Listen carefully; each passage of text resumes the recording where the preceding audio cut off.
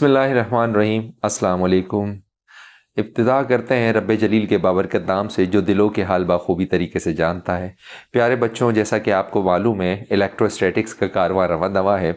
आज इलेक्ट्रोस्टैटिक के कारवां के अंदर एक नया टॉपिक है जिसका नाम है कूलम्स लॉ।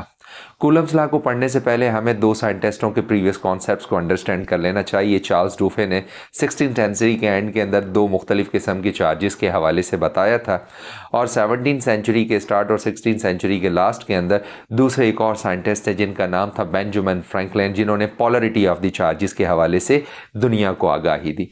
उसी चीज़ को बेस बनाते हुए एक फ्रेंच फिजिसिस्ट साइंटिस्ट जिनका नाम था, क्या नाम था बच्चों, जो तारीफ के मोहताज नहीं है, जिनका नाम है चार्ल्स कूलम, जिन्होंने 1785 के अंदर टॉर्शनल बैलेंस के ज़रिए से दुनिया को चंद इम्पॉर्टेंट हकाइकों से आगाह किया और उन इम्पॉर्टेंट हकाइकों को दुनिया ने एक लॉ का दर्जा दिया जिसको आज हम लोग स्टडी कर रहे हैं।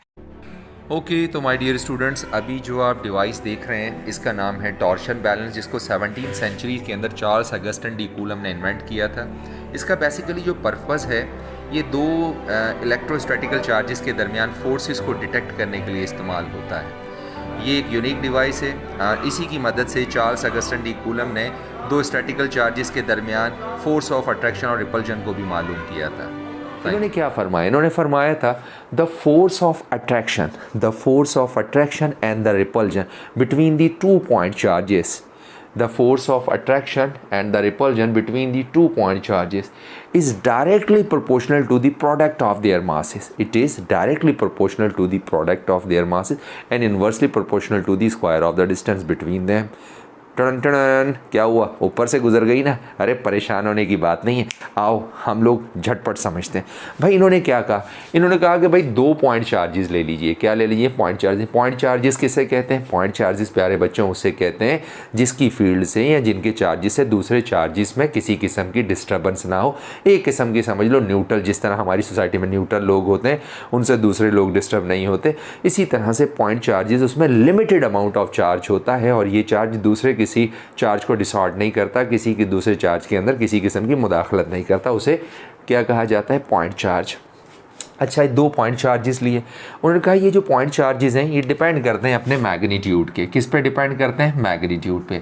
अगर इनका मैग्नीट्यूड कम लेंगे तो भाई इनमें फोर्सेस कम पैदा होगी। अगर इनका मैग्नीट्यूड आप ज़्यादा ले लेंगे, इनका साइज़ बड़ा ले लेंगे तो ज़्यादा इनमें फोर्सेस होंगी।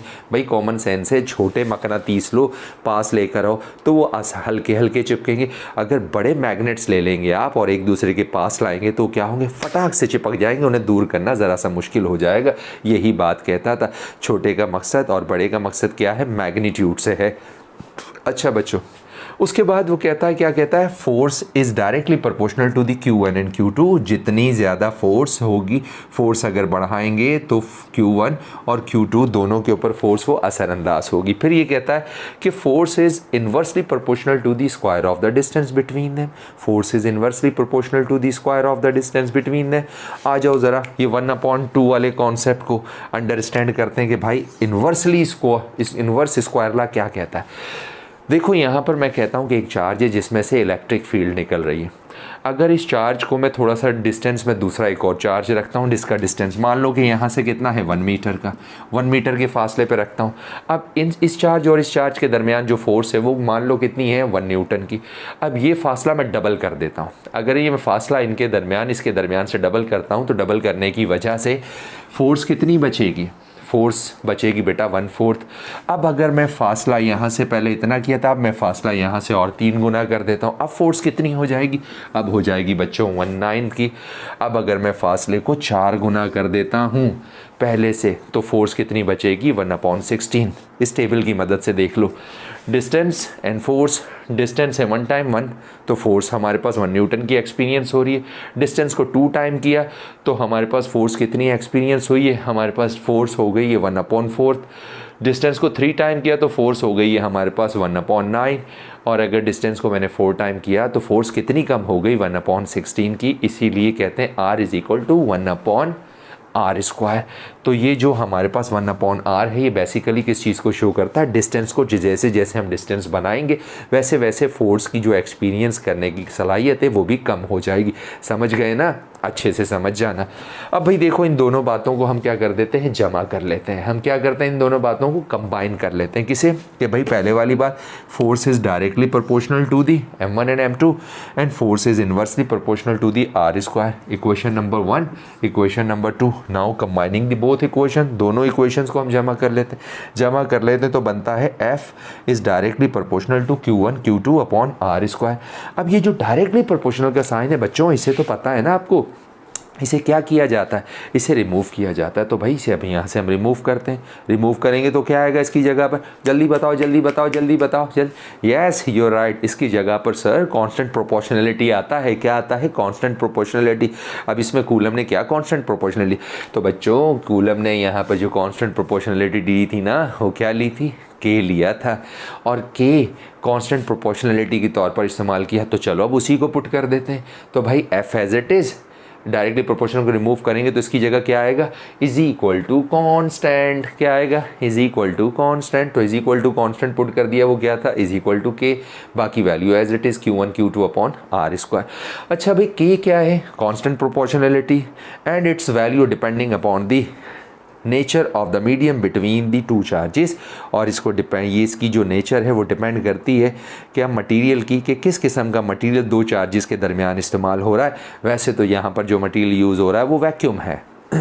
अच्छा भाई ये जो के है ना, के, ये जो के है ना, के क्या है, के फॉर कराची। ये के है ना, जो ये के क्या कहलाता है, ये कहलाता है 1/4 पाई एप्सिलॉन नॉट। इसकी वैल्यू क्या है, 1/4 पाई एप्सिलॉन नॉट। और ये 1/4 पाई एप्सिलॉन नॉट बराबर होता है 9 × 10⁻⁹ न्यूटन मीटर स्क्वायर पर कूलम स्क्वायर। अच्छा भाई प्यारे बच्चों, यहाँ तक हमें अच्छे से क्लियर हो गया कि हमें पता चल गया कि क्या है ये। अच्छा अब इसमें एक और चीज़ आ गई, यहाँ पर एक और चीज़ आ गई, ये ई जैसा जिसके आगे ज़ीरो बनाया, भाई ये कौन सी बला है, ये क्या चीज़ है। तो घबराने की ज़रूरत नहीं है भाई, ये क्या है, ये है परमिटिविटी ऑफ फ्री स्पेस, कि दो मीडियम्स के दरमियान जो आप मटेरियल यूज़ कर रहे हैं वो उस मटेरियल में से चार्जेस को पास होने की कितनी इजाज़त देता है।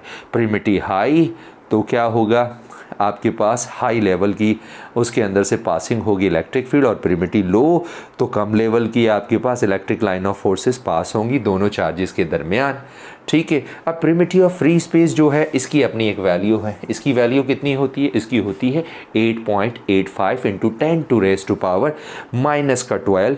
इसका जो हमारे पास के की जो एसआई यूनिट था उसको अपोजिट कर दो। के का एसआई यूनिट क्या था, न्यूटन मीटर स्क्वायर पर कूलम स्क्वायर। भाई इसका उल्टा कर दो तो क्या बन जाएगा, coulomb square upon newton metre square. अब ये वाली वैल्यू को हम इसमें पुट कर देते हैं। भाई कूलम की मुकम्मल फार्मूला हमारे पास सामने आ जाता है। वो क्या है सर, वो यही तो है। सारी बातों को अगर ऐड करें तो बनता है F is equal to 1/4 pi epsilon naught Q1 Q2 upon r square. तो प्यारे बच्चों, उम्मीद करता हूँ कि आपने अच्छे से इसको अंडरस्टैंड कर लिया होगा। कर लिया है ना। इसका एक छोटा सा क्लिप भी मैं आपको दिखाऊंगा। ओके माय डियर स्टूडेंट्स, अब हम डिस्कस करेंगे कूलम्स लॉ के हवाले से। कूलम्स लॉ इलेक्ट्रोस्टैटिक्स की फंडामेंटल लॉज में से एक लॉज है। इस लॉज को रिप्रेजेंट करने वाले दुनिया के अजीम मर्द मुजाहिद जिनका नाम था coulomb, Charles Augustan D coulomb, जिन्होंने 18th सेंचुरी के स्टार्टिंग में इस लॉ को दुनिया के सामने पेश किया।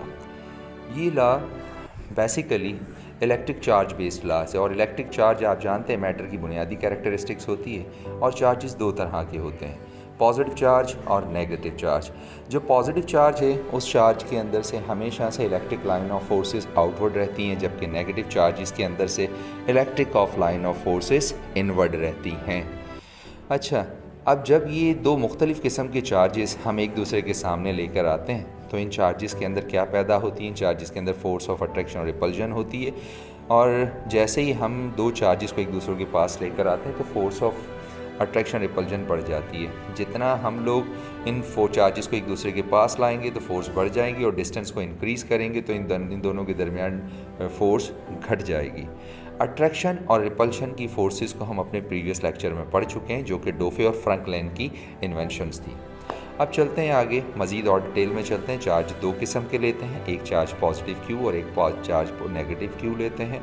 इन दोनों चार्जेस के दरमियान एक स्मॉल डिस्टेंस सेट करते हैं जिसे आर से रिप्रेजेंट करते हैं। अब हम जानते हैं कि एक चार्ज दूसरे चार्ज पर एक फोर्स लगाता है जो कि एक दूसरे के डायरेक्टली प्रोपोर्शनल है। तो हम लिखते हैं F is directly proportional to the Q1 and Q2। Then और इन दोनों के दरमियान जो डिस्टेंस है वो बड़ा इंपॉर्टेंट का हामिल है। डिस्टेंस को कम या ज़्यादा करने से इन पर चार्ज कम या ज़्यादा होता है। अब इन दोनों इक्वेशंस को जब कंबाइन करते हैं तो डायरेक्टली प्रोपोर्शनल के साइन को रिमूव करते हैं, जिसकी जगह कांस्टेंट लेते हैं। तो कूलम ने यहाँ पर K कांस्टेंट लिया था, लिहाजा F is equal to K Q1 Q2 over the r square लेंगे।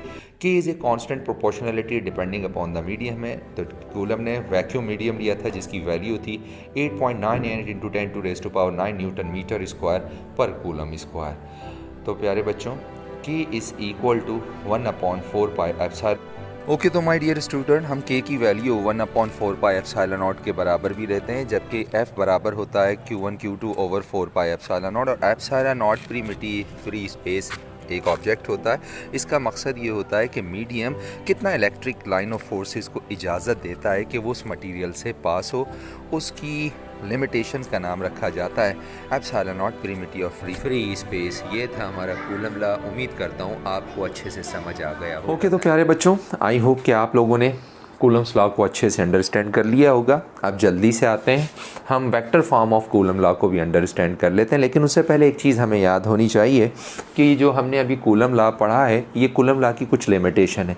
कूलम लॉ सिर्फ और सिर्फ वैलिड होता है पॉइंट चार्जेस पर, जिस तरह ग्रेविटेशनल लॉ वैलिड होता है ह्यूज चार्जेस एंड गैलेक्सीज के लिए, वो बिगेस्ट ऑब्जेक्ट्स के लिए होता है। इसी तरह से कूलम्स लॉ की लिमिटेशंस क्या है कि ये point charge statical point test charges के लिए वैलिड होता है, इसके अलावा इसकी वैलिडेशन नहीं होती। अब जल्दी से आ जाइए, अब हम जो स्टडी करने वाले हैं वो करने वाले हैं vector form of the Coulomb's law. Vector form of Coulomb's law क्या कहता है? Vector form of coulomb law के अंदर हमें सबसे पहले तो यहाँ देखें कि हमारे पास दो पॉइंट चार्जेस हैं। एक पॉइंट चार्जेस हमारे पास है Q1 और दूसरा है Q2। अब दोनों म्यूचुअली हैं, म्यूचुअली पॉइंट चार्जेस हैं, दोनों के अंदर सेम पॉइंट चार्ज, दोनों के अंदर सेम चार्ज है। एक ये भी पॉजिटिव है, ये भी पॉजिटिव है। तो लिहाजा हम यहाँ पर देख रहे हैं कि Q1 फोर्स अप्लाई कर रहा है Q2 पर, लेकिन Q1 फोर्स अप्लाई कर रहा है किस पर? Q2 पर। तो फोर्स हम लिखेंगे क्या? फोर्स हम लिखेंगे किसकी? Q2 on the Q1। जिस पर फोर्स लग रही है वो बाद में लिखा जाएगा, जो फोर्स लगा रहा है उसे पहला लिखा जाएगा, तो F21 लिखा जाएगा। और उसी के साथ यहाँ पर ऊपर R के साथ भी 21 लिखा जाएगा। अब ज़रा रिकॉल कर लीजिए वेक्टर की डेफिनेशन को कि vector is equal to magnitude of vector multiply by the unit vector. तो हम यहाँ पर लिखेंगे क्या? हम लिखेंगे force on the charge 2 on charge 1 is equal to K Q1 Q2 over the r square. और ये डायरेक्शन के लिए लास्ट में यूनिट वेक्टर, ये एरिया हमारा किस चीज़ को शो कर रहा है? ये शो कर रहा है मैग्नीट्यूड ऑफ वेक्टर्स को। और R21 हमारा किस चीज़ को शो कर रहा है? यूनिट वेक्टर को। ये फोर्स थी हमारे पास किस साइड पर थी? Right hand side. कहाँ पर थी? Right hand side. अच्छा बच्चों, अब हम देखते हैं सेम म्यूचुअली चार्जेस हैं। अब फोर्स कहाँ पर अप्लाई हो रही है? Left hand side. कहाँ अप्लाई हो रही है? लेफ़्ट हैंड साइड पर अप्लाई हो रही। अब फोर्सेस कौन अप्लाई कर रहा है? पहले फोर्स अप्लाई हो रही थी 1 की 2 पर, अब अप्लाई हो रही है 2 की 1 पर। तो अब हम लिखेंगे, हम याद रखिएगा कि जो फोर्स अप्लाई करता है उसको पहले और जिस पर फोर्स अप्लाई होती है उसे बाद में लिखा जाता है। तो देखें जी, फोर्स कौन अप्लाई कर रहा है? यहाँ पर 2। तो यहाँ पर अब किस पर अप्लाई हो रही है? 1 पर। तो हम लिखेंगे F12 is equal to K, यानी कि हम मैग्नीट्यूड ऑफ वेक्टर को लिखेंगे। वो क्या है?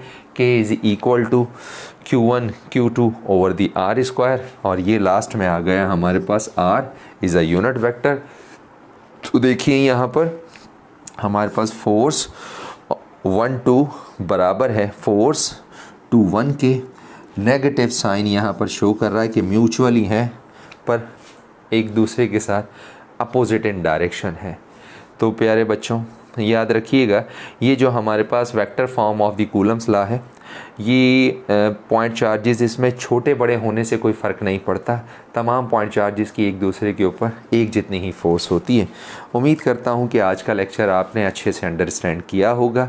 आज के लेक्चर के अंदर हमने सबसे पहले कूलम्स लॉ को पढ़ा, कूलम्स लॉ को हमने पढ़ा और उसके बाद हमने लिमिटेशंस के हवाले से कुछ अंडरस्टैंडिंग की है और उसके बाद हमने vector form of the coulomb law पढ़ा। आज के लेक्चर में बस इतना ही, इजाज़त दीजिए, फिर मिलेंगे। अल्लाह हाफ़िज़।